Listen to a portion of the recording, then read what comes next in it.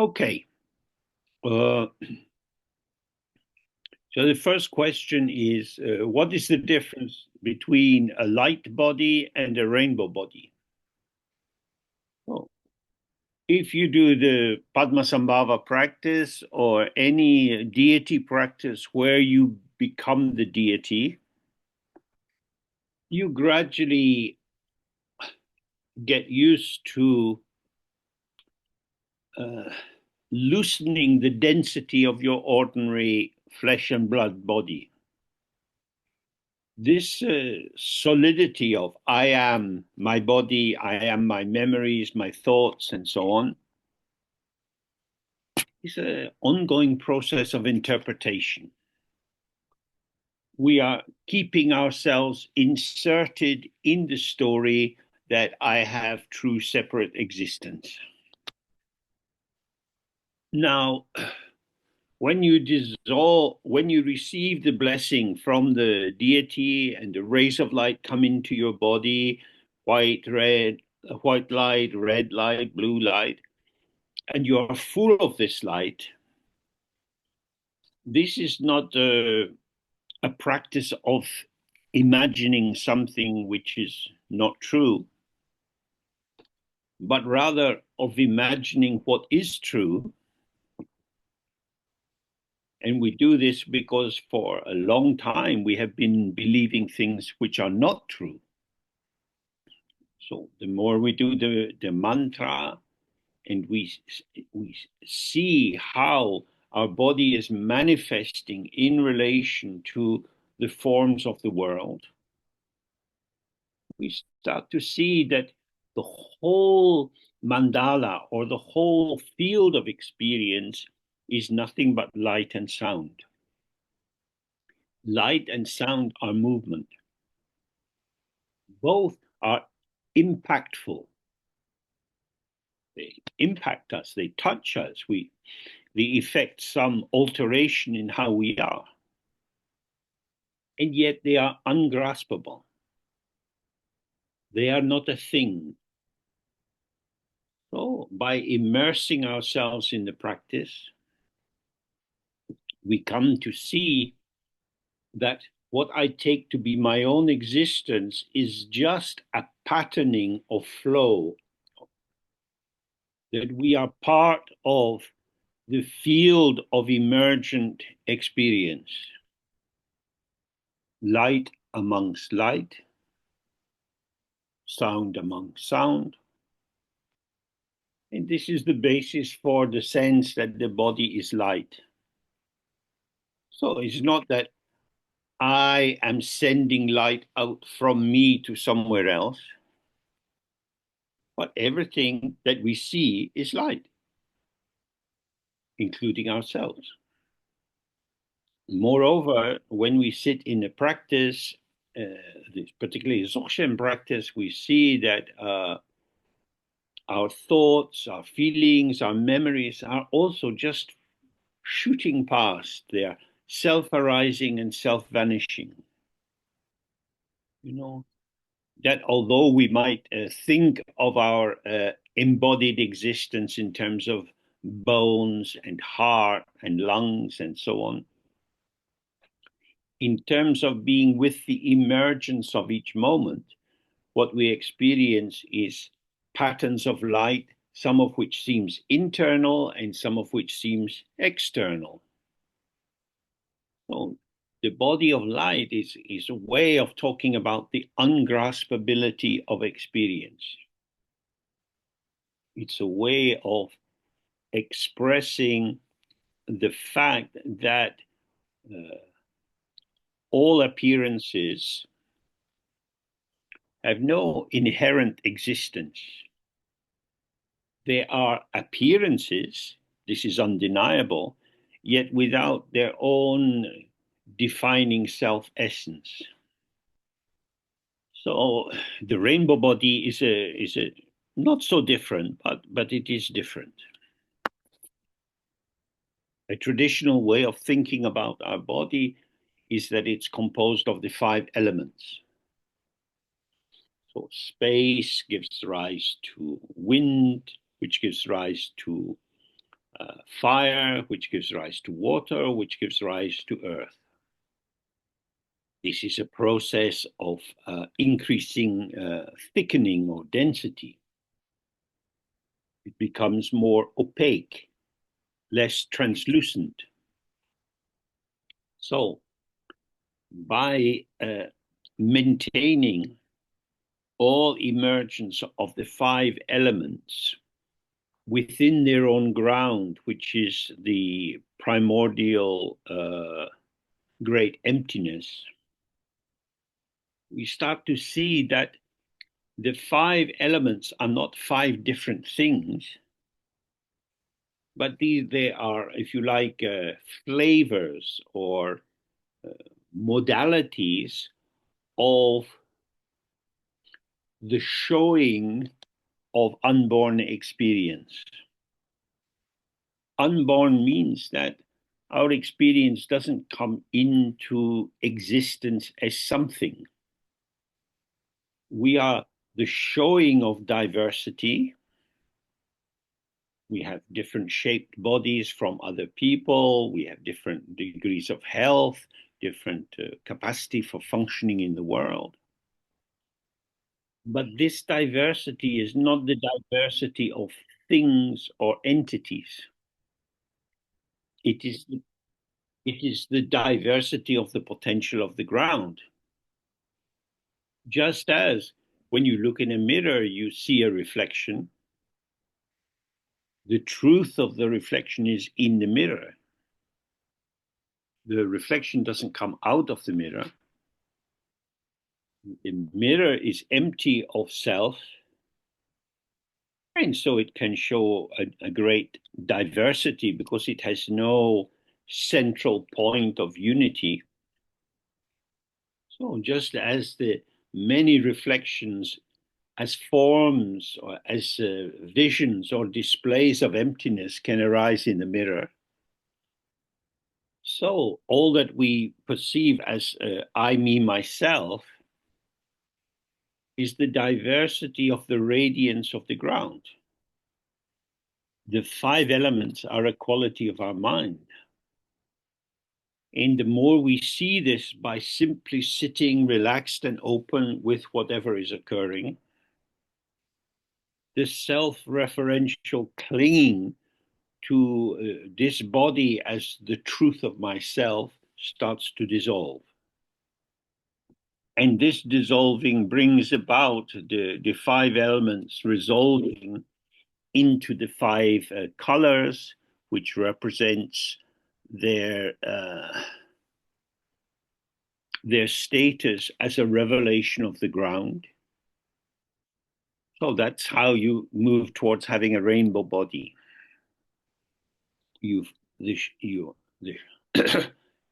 The focus of your presence moves from I am present as someone to this presence is dynamic.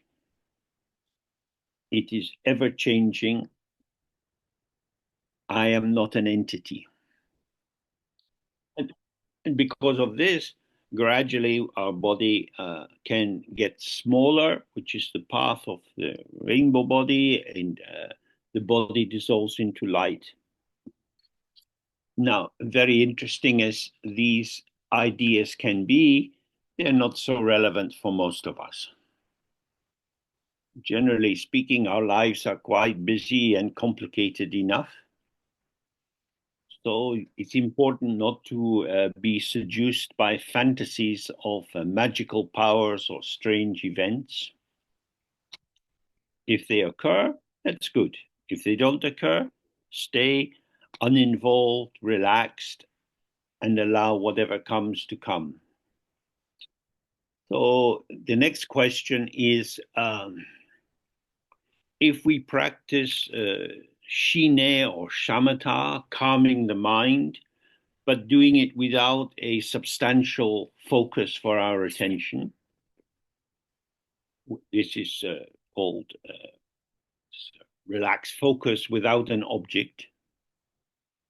instead of gathering our attention onto something like a statue of the Buddha or the sensation of the breath, our focus is simply on space or emptiness itself. So two things are being softened at the same time. My sense that I am the doer or the maker, I have to compose what is going to happen. And all that I experience becomes solid for me due to my own mental processes. The more I relax as subject, the more object thins. And in parallel, the less I turn the appearances of my experience into separate, seemingly real objects, the less there is a feedback loop that confirms I am the experiencer. For our purposes, the main thing is to enter into the practice and become familiar with the diversity of experience. Because there are many kinds of instructions you can find, particularly on the internet. And there are many translations from Tibetan which establish new conceptualizations of what is occurring. So in terms of experience, relax, observe the pull to involvement, and let that involvement go free by itself. So there's a second part to the question, which is, what exactly do the texts mean to recognize a thought, and how does that differ experientially from being aware of a thought? Because we are concerned with the emptiness and the ungraspability of what is occurring, paradoxically, we find that Dharma texts are full of ways of trying to grasp at or give a final definition to experiences which come and go. To recognize a thought is simply to know this is a thought. So, usually, when we have a thought, it arises as a union of the thinker and the thought. For example, I might say, "Oh, the weather's getting cold in London." Weather is changing. The wind is involved. The clouds are moving. It's not a thing. Cold is an evaluation, a value judgment. I am getting old, so I walk slowly and I feel the cold a lot. And I see the children coming out of school with just a little jacket on, and they're jumping and laughing and full of energy. They are not cold. Now, I could say, oh, that's because they're young. But then we have to say, oh, but James is cold because he's old. That is to say, this is relative truth. This is an interpretation.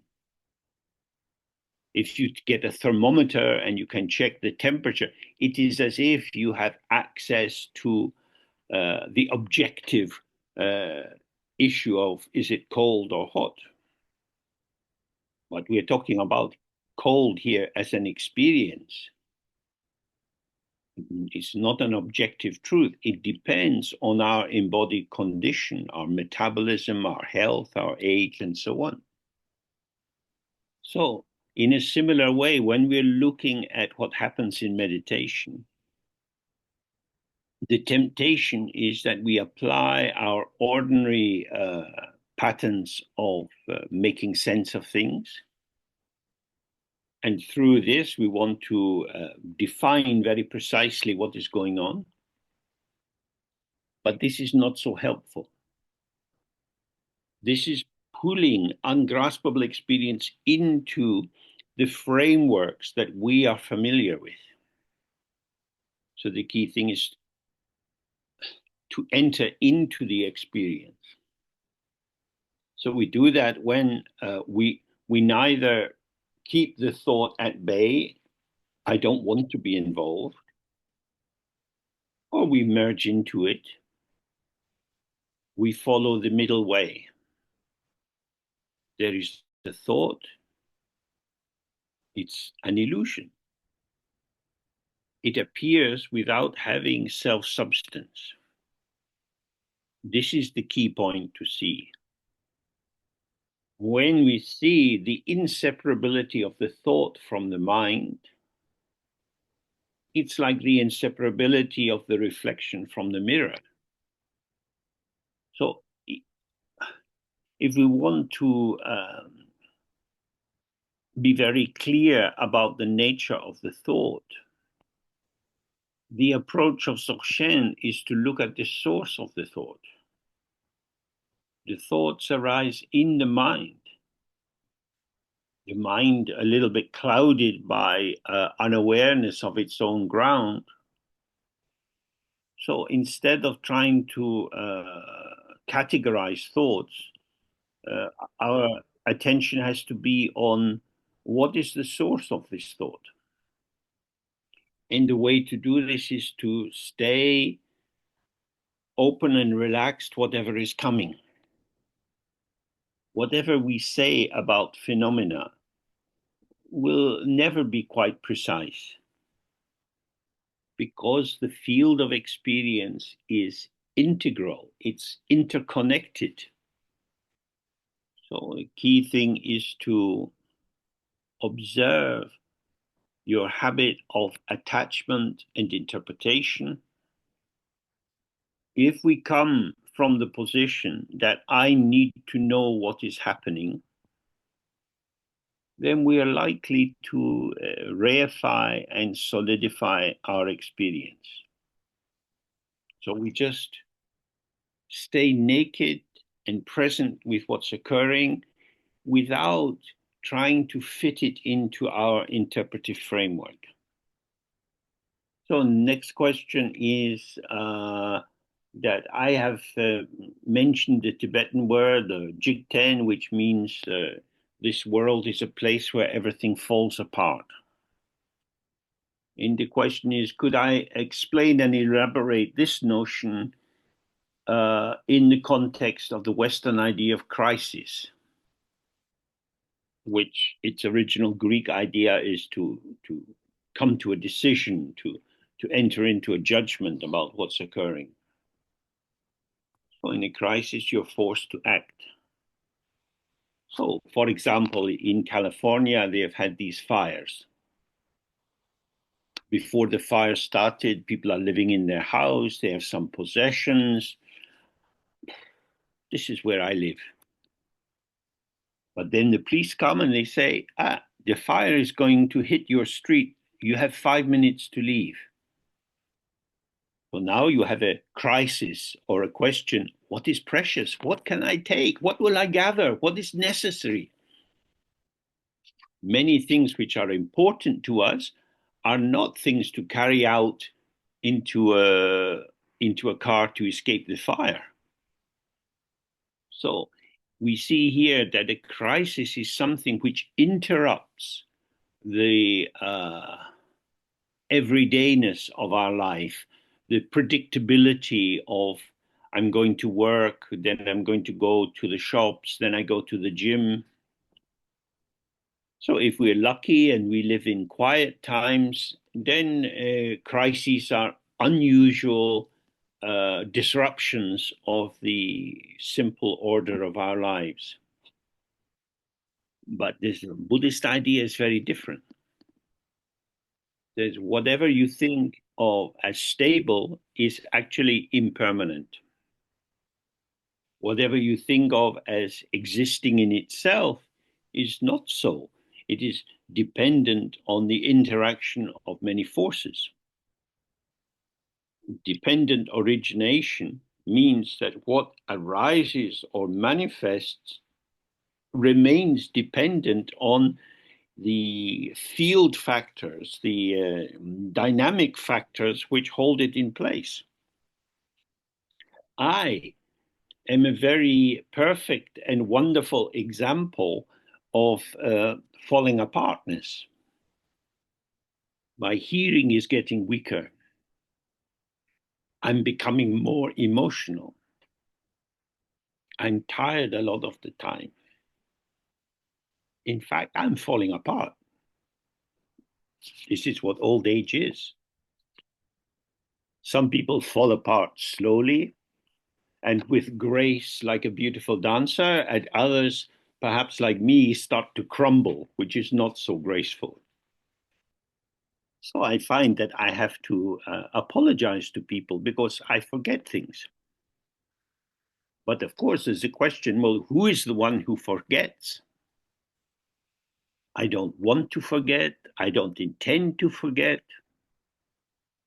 But I do forget. So it has to be my responsibility. And yet I'm not consciously doing it. That is to say, my image of myself, the pattern of how I have been for many years is altering. I'm not a fixed thing. And my seeming reliability has been based on the activation of particular patterns. For example, when I first moved to the part of London I live in, the high street was full of shops. People were going in and out of the shops all day long. Life was thriving. But then people started to get computers, they order things online. There is more and more activity of direct delivery to where people stay. And so the shops are not used so much. So the economic collapse of the high street is not created by some fault in the shops. It's created by some change in technology. So the technology of my body, how my liver functions, how my lungs function, how my energy functions, all of this is changing. I am the flowering or the showing of the interaction of these factors. I have been impermanent throughout my life. I have been changing and losing aspects of myself throughout my life. Change is fundamental. The absence of inherent existence is everywhere. So rather than focusing on the sudden intrusions, the crises, the collapse of the familiar, we need to see that the familiar has never been reliably familiar. And this is because we don't pay attention to the details of the phenomena that amongst which we live. For example, the kind of birds that I find living in the street where I am have changed a great deal in the last 20 years. Suddenly, I notice that there are fewer sparrows, small birds. But their population has been changing a lot. I only notice it when it touches me. Climate change becomes very powerful when your house gets flooded or your trees start to burn. But these things have been happening all across the world to other people.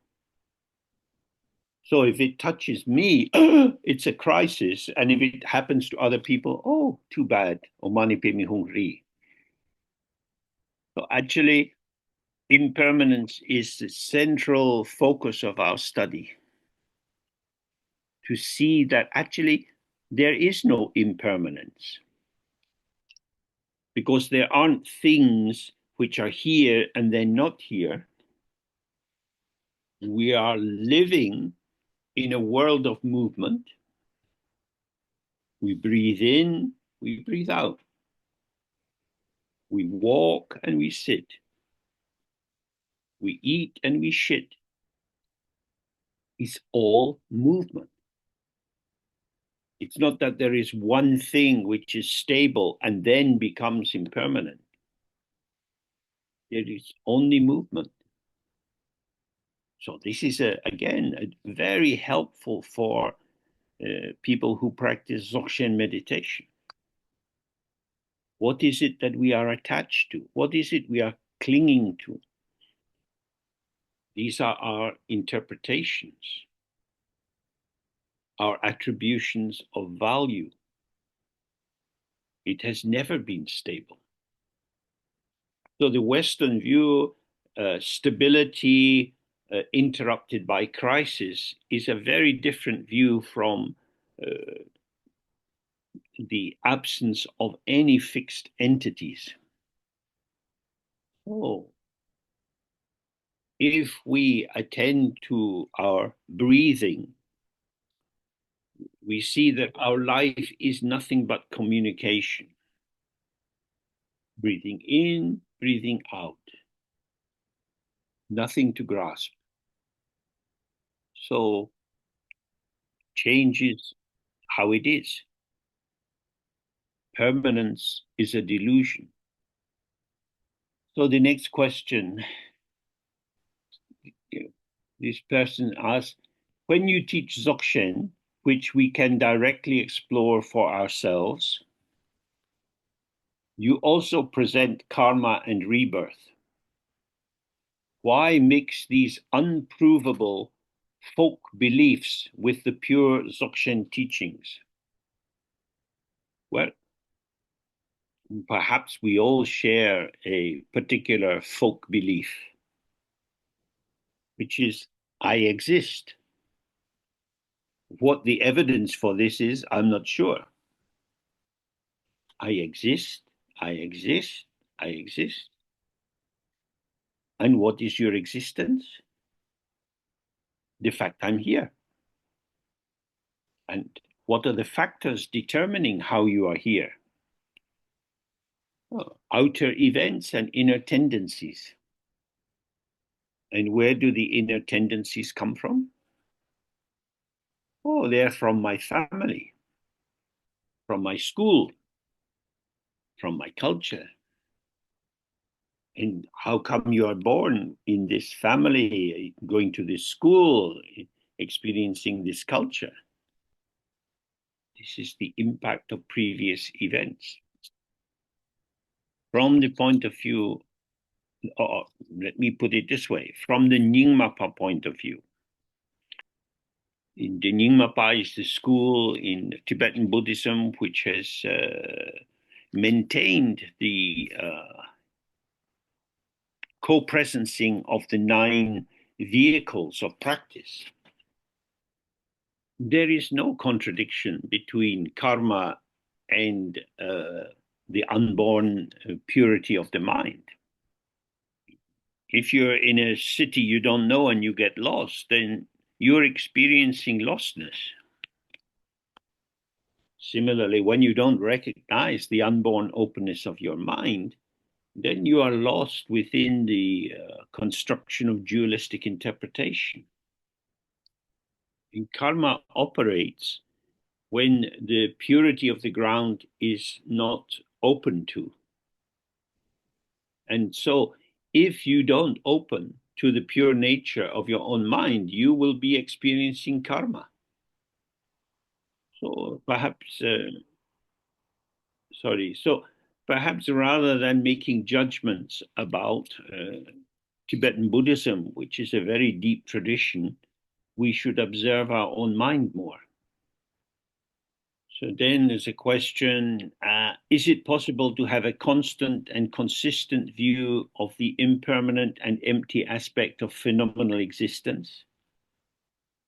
Or does one have to constantly be directing or redirecting one's eye or awareness to this aspect of the perceptual field. Now, I have a lot of sympathy with the person who has formulated this question. But it's formulated in the absence of experience. We can wonder, is it like this? Is it like that? Who's going to say? There are plenty of people who will tell you what to do. Then you're following rules, which are abstractions. We are more concerned to enter into the practice, to have our experience, to stay with the experience and see how it is. So try to avoid a theoretical or intellectual speculation about the Dharma path and focus on what is in the palm of your hand, your own direct experience. So then, linked with this, the next question is, in meditation, sometimes a clear view or understanding of the empty aspect of the self view arises. This then passes, and it's back into the thinking mind. However, it becomes clear that the clear, empty view of the self and the thinking aspect are equal. They're equal with respect to change and emptiness. There doesn't seem to be any basis even for realization to rest upon. Is it possible for realization or insight to have any foundation? Oh, this question is raising the, put it another way, everything we know rests on something. Something rests on something else. So is awakening to your intrinsic awareness awakening to something? Awareness is not a thing. According to our tradition, it is always potential, it is always present in a potential mode. It is revealed when we attend to how it is. When we don't do that, we formulate what it is. And we can then make definitive statements, such as, sometimes my mind is clear, sometimes it's dark and obscure. What is the basis of these experiences? So, in the Dzogchen tradition, the ground is the ground of both samsara and nirvana. It's the ground of liberation and the ground of limitation. We open to the ground, and then the more we do this, the sense of being a self who is experiencing something starts to thin. Thoughts come and go. In duality, I'm ceaselessly building within this flow of thoughts. When we see President Trump, he is an amazing thought factory. Thoughts fly out of him like sparks from a fire. Disruption and the contradiction of the existing patterns. What is reliable? We can do whatever we want,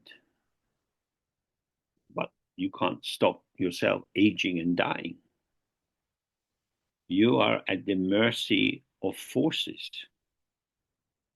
So are the most powerful people in the world. But our habit of wanting to control, wanting to understand in a way that gives us a place to stand. I know this is true. Well, then, when we look a little further, we see that everything I know is untrue. The truth of entities belongs in relative truth, or it's also called fictional truth. The truth which is just true, true in and of itself, is absolute truth, which is a non-assertive truth.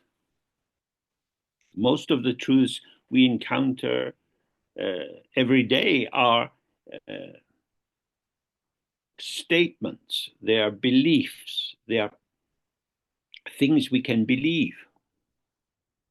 I, the subject, believe this fact, the object. This is relative truth. This is how it is when we're wandering in samsara. Emptiness is not a thing. We get some ideas about emptiness, but our ideas cannot establish emptiness. Emptiness is the ground of all experience.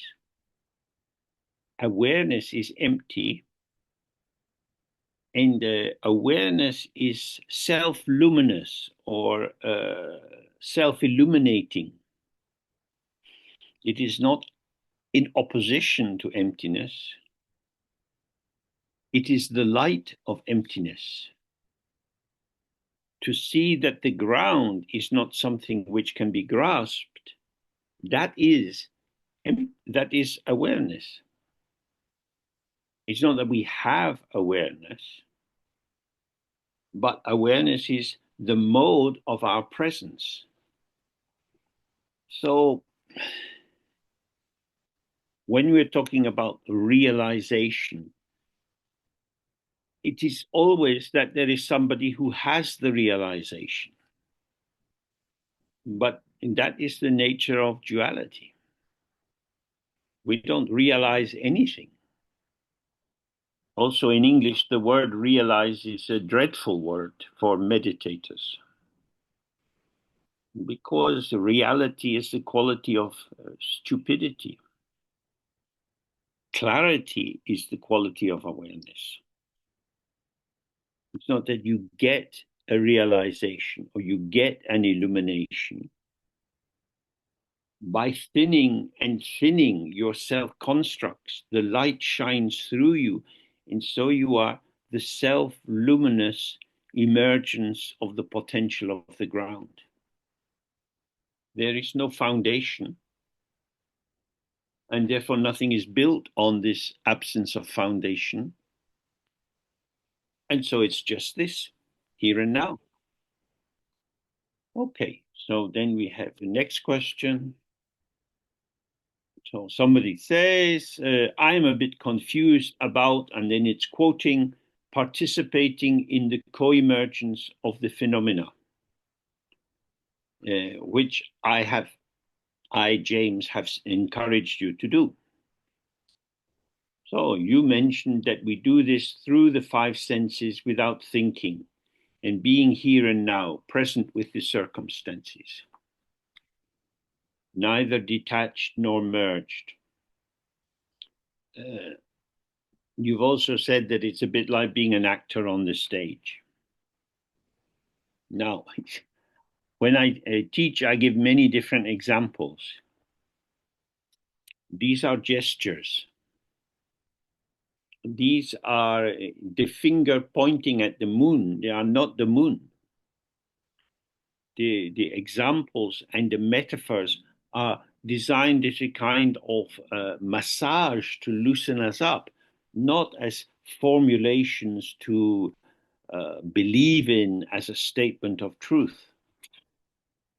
So, is it correct to understand that this is done by identifying with or as awareness and bringing this into daily life? And doing this by paying attention to the five senses as awareness. Who exactly would be participating? Myself as awareness? So again, I have a lot of sympathy with this question. Somebody is struggling to work out what on earth the Dharma texts mean. What should I do? What is the right way to understand this? This is what we want to know. But actually, we have to find ourselves inside this. Experience is arising. So, in a sense, our choice is whether we focus on the raw or the cooked. Life as it comes is kind of raw. When we reflect on our life and seek patterns which are useful and interpret what's going on, this is a kind of cooking. We add the ingredients of the familiar, the various spices that we learned in school.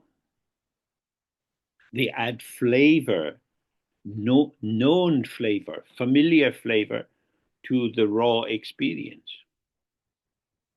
So when we have a question like, if this is how we participate, who is participating? It's a good question, but it's tilted towards getting the wrong answer. We are participating, full stop. Oh, that's a relief. Now we know I am participating. I exist, I am me, I participate in this non-dual Dzogchen experience. Unfortunately, this is diluted. We have taken the unborn, shimmering potential of this emergent moment and prepared it. So when someone dies, the body starts to rot. Luckily, you can apply formaldehyde to keep the body from rotting. It is as if then the body is not rotting. But of course, it's not the body. It's the body plus formaldehyde. So when you have experience and you inject it with conceptual identification, this is your mental formaldehyde. And so the living moment has died, but you maintain it as some very artificial construct, something I can return to. So just as the medical students, when they are learning about dissection of the body, are dealing with bodies already treated with chemicals to stop them rotting. So when we meet people and we tell them the story of our lives, this is the formaldehyde version. It's not the fresh truth. The fresh truth is difficult because it doesn't require anything from you. The text, they say, experience is self-arising and self-vanishing. So, although it's very tempting to try to develop an intellectual understanding, and it can be helpful to do that, we have to accept that an intellectual analysis will reveal certain aspects of the situation, but it cannot illuminate the whole. The whole is already present before the interpretation. The whole is always available. It is not hidden, but it seems to be hidden by our participation in dualistic interpretation. So what I would encourage us to do is to observe for yourself when you're reading Dharma texts and you feel a bit confused. Stay present with the confusion. If you apply thought to make sense of thought, there is no end to thinking. But if you observe yourself, if you're present with yourself, without trying to do things the right way, you observe moments of clarity, moments of confusion. By non-involvement, by not saying clarity is good and confusion is bad, you can start to see that everything which comes from the pure ground is pure. Pure here means without the least self-substance, without the least inherent existence. And therefore, whatever occurs is just this, beyond comparing and contrasting.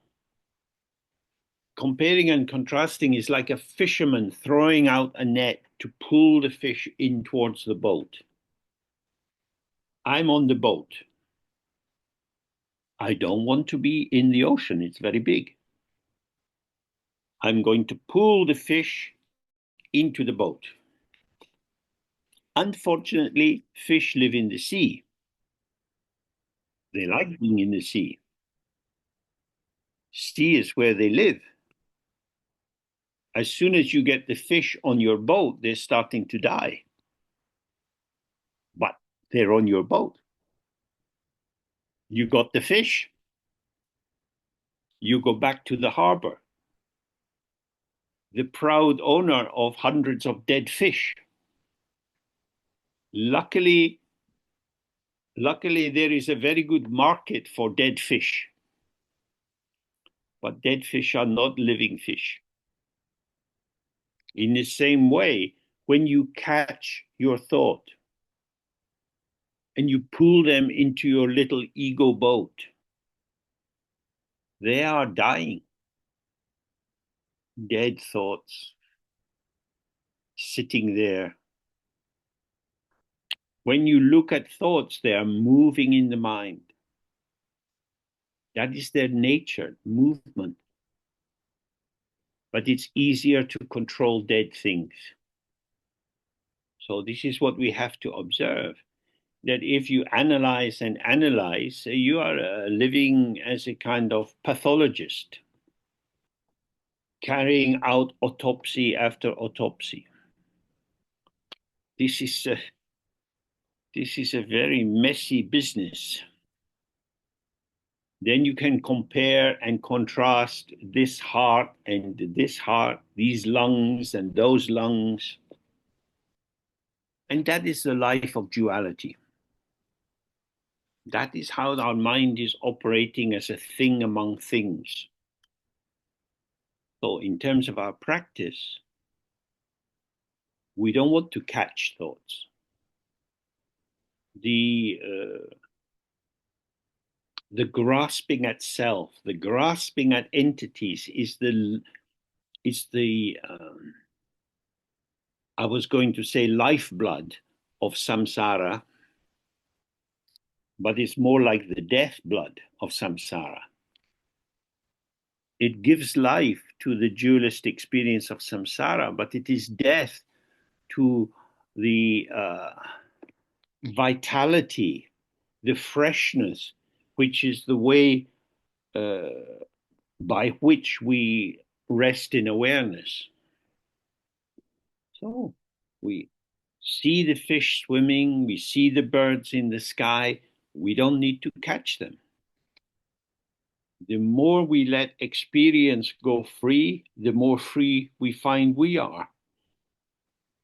So now we come to our end today. I wish you good fortune with your practice. Gradually, the details of the retreats, the face-to-face retreats we will have, will be going up on the website. And we'll continue with the Q&A and the Zoom Saturdays. So I wish you good fortune. Very good to spend some time together. I tried to see everyone's face. Gallery. Haha, more people. Good evening. Hello. So, very good. So we continue to support each other. There are many small groups forming around making tsatsa, around doing Padmasambhava practice and so on. This is something very important, that we can unite together and participate in a way that can bring more life, more energy, more freedom to ourselves and to all sentient beings. So this is what we can try. I wish you good evening and bye for now. Bye. Bye-bye. Bye-bye-bye. Bye. Bye. Thank you. Bye. James, thank you. Thank